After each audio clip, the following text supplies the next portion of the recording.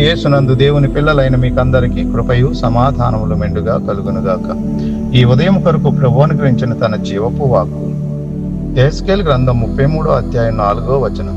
ఎవడైనను బాకానాదం వినియును జాగ్రత్త పడనందున ఖడ్గం వచ్చి వాని ప్రాణం తీసిన ఎడల వాడు తన ప్రాణమునకు తానే ఉత్తరవాది.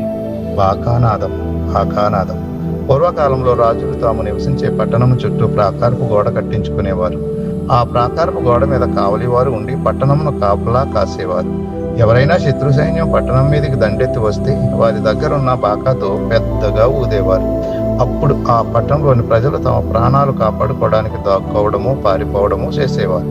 ఎవరైనా ఆ బాకానాదమును విని పట్టించుకోకపోయినా నిర్లక్ష్యం చేసిన వాడి చావుకు వాడే కారణమవుతాడు.